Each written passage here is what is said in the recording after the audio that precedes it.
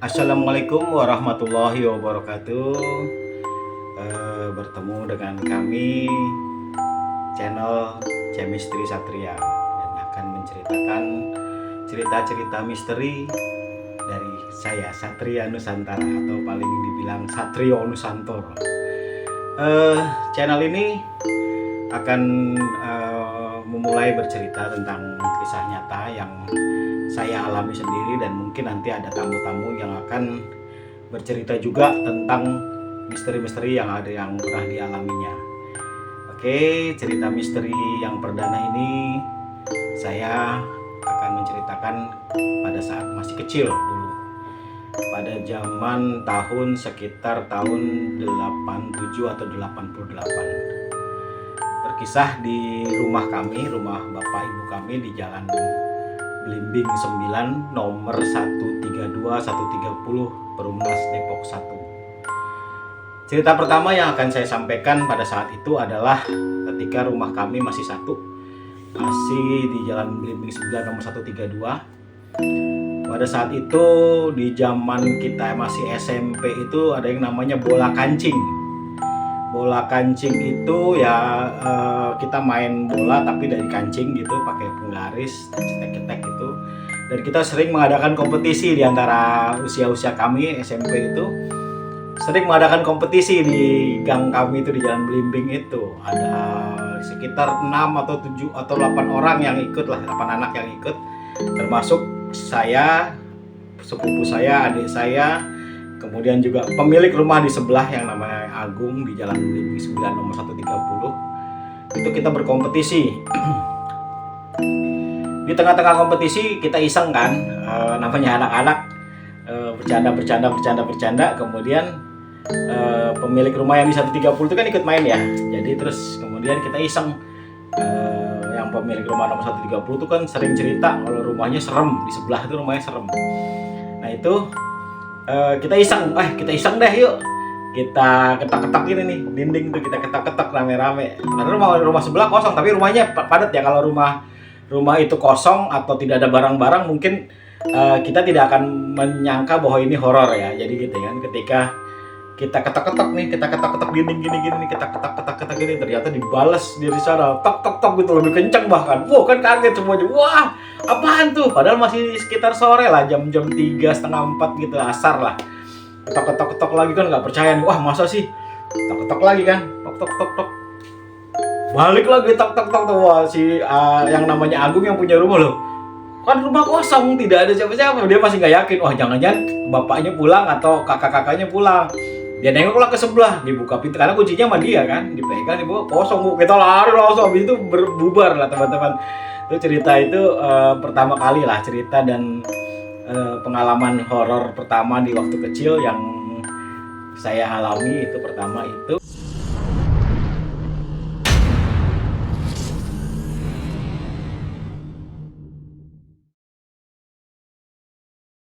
Kemudian juga ada cerita juga pada saat itu tuh, rumah tersebut lagi ya, masih pada rumah yang sama nomor 130 dan 132. Itu tuh kita tahun 90 itu rumah nomor 130 tadi sebelah rumah bapak saya itu dibelilah, ceritanya bapak saya dapat jatah rumah. Kebetulan bapak saya kerja di Kompas Gramedia yang bola, pada saat itu koran bola itu dapat jatah rumah lah, jatah pemilikan rumah. Dia ngambil cicilan rumah kantor. Nah kebetulan bapak saya tidak mau jauh-jauh, dia mau membeli kebetulan sebelah rumah, terus karena kosong lama, kemudian yang pemilik rumah mau pindah, akhirnya dibelilah sama bapak saya. Nah pasca dibeli kan dibongkar ya, dijadiin satu gitu kan, dibongkar di tengah, di sekatnya dibuka, kemudian juga ya disatukan lah, tapi belum bisa bangun. Bapak saya baru membuka saja, artinya biar terhubung antara rumah satu dan rumah sebelah. Setiap malam tuh saya tidur kan, kadang-kadang saya tidur kan paling larut malam ya, saya suka belajar malam, kemudian juga ya sering lah dari dulu sampai sekarang tuh senang hidup malam hari. Itu sering banget lihat seliweran lah, seliweran bayangan hitam dan lain-lain lah.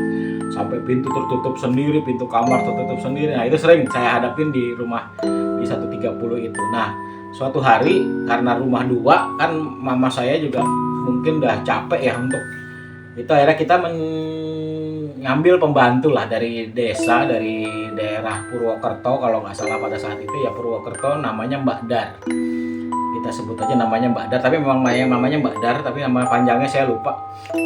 Itu kemudian dia juga seorang muslim ya. Terus kan kita karena keterbatasan tempat, artinya kan karena kita juga penghuninya banyak, ada adik-adiknya bapak, keponakan-keponakan, sepupu-sepupu ikut di rumah. Akhirnya Mbak Dar itu dikasih ke kamar di pojok rumah 130 tuh. Dulu di pojokan dinding belakang itu ada sebuah bekas salon. Nah itu kita manfaatkan sebagai kamarnya Mbak Dar itu. Nah pada saat itu Mbak Dar itu sering namanya kayak kita dengar malam-malam tuh kok cekikan sih, suaranya serem banget. Suaranya mirip dengan kalau cerita-cerita horor atau cerita-cerita di mana di bioskop soal kuntilanak segala macam itu, kikikannya persis seperti itu. Wah kita kan takut ya, namanya ada apa nih, takut tuh gitu. Nah pada saat itu kita iseng lah, kita samperin ke sana, ternyata bener loh, matanya melotot-melotot, jadi kayak seakan-akan saya akan kesurupan gitu, ambil matanya mendelik gitu sambil wow, tambah takut kan.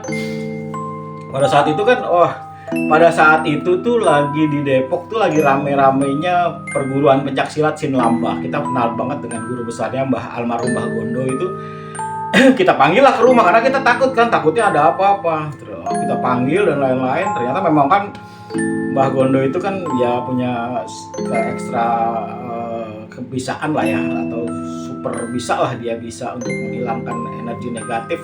Sayangnya beliau sudah almarhum. Itu dibersihkan lah ceritanya di rumah itu, tapi beberapa tempat dia yang dia curigai banyak titik-titik yang sangat negatif buat kita di rumah itu dibersihkan lah, termasuk di depan, di bawah pohon kelapa. Pada situ ada pohon kelapa. Nah setelah dibersihkan aman tuh, sampai ya Mbak Dar itu tidak ada terjadi lagi tuh ketawa-tawa sendiri atau atau mendelik itu tidak. Nah itu berkisaran sekitar 2 bulan atau ya 2 bulan kurang lah ya, sekitar 2 bulan itu tiba-tiba kan Mbak Dar rumah cuman ada saya, ibu, kemudian adik saya yang kecil, paling kecil masih bayi itu, masih Lintar namanya, itu masih kecil, masih umur 2 atau 3 tahun tuh. Itu hujan deras. Nah pada saat itu ceritanya hujan deras, sore hari habis asar lah, pas salat asar. Saya baru pulang sekolah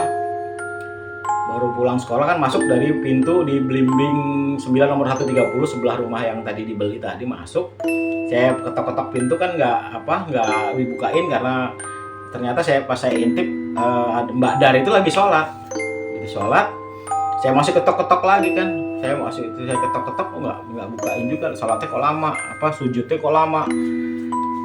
Begitu saya ketok-ketok lagi, tiba-tiba dia sholat sambil mendiri sambil wah masya Allah, mukanya tuh Mbak Dar itu serem memang, dari aslinya tuh memang mukanya serem, rambutnya seperti saya gitu cuman ngumbul, dia ngumbul, rambutnya keriting ngumbul gitu, kok tambah serem. Wah saya lari, bener-bener saya lari melihat kejadian itu, saya lari tunggang-langgang, dan akhirnya kita pastikan lah pada saat itu ternyata kan Mbak Dar emang sensitif banget untuk kalau menurut orang mungkin ada yang sensitif, gampang banget ketempelan dan lain-lain.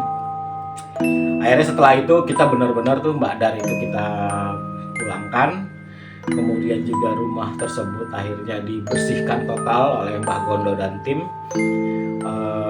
Alhamdulillah sampai hari ini rumah sudah kita bangun juga dan sudah rapi. Alhamdulillah gangguan-gangguan hanya sekedar sedikit-sedikit saja dan tidak ada yang mengganggu sekali lah buat rumah kami. Nah itulah cerita pertama saya di Chemistry Satria. Akan ada kisah-kisah lainnya nanti di episode mendatang. Ini kita berkenalan dulu, dan memang boleh saksi hidup masih banyak di rumah saya juga masih ada. Kemudian juga kalau mau lihat rumahnya juga masih ada, monggo silahkan yang mungkin punya ilmu dan energi yang lebih bisa mampir melihat, mungkin barangkali penasaran untuk melihat. Tapi alhamdulillah sih sekarang sudah bersih, sudah nggak ada energi negatif yang mengganggu kami di rumah tersebut. Hingga saat ini HP saya besar, alhamdulillah bersih, udah alhamdulillah. Nantikan lagi kisah-kisah di cerita misteri Pak Deyo, cerita misteri Satria. Oke, sampai berjumpa kembali di episode mendatang di cerita misteri Satria yang akan mengisahkan kisah nyata, tapi tidak untuk ditakuti, hanya untuk kita jaga buat pelajaran dan berbagi kisah saja. Mudah-mudahan di suatu hari teman-teman juga bila mengalami ini tidak perlu takut, tapi kita juga harus banyak berdoa pada Allah Subhanahu wa taala, karena semua makhluk di bumi ini adalah semua ciptaan Allah Subhanahu wa taala. Oke, terima kasih semuanya. Salam budaya. Assalamualaikum warahmatullahi wabarakatuh. Salam Chemistry Satria. Terima kasih.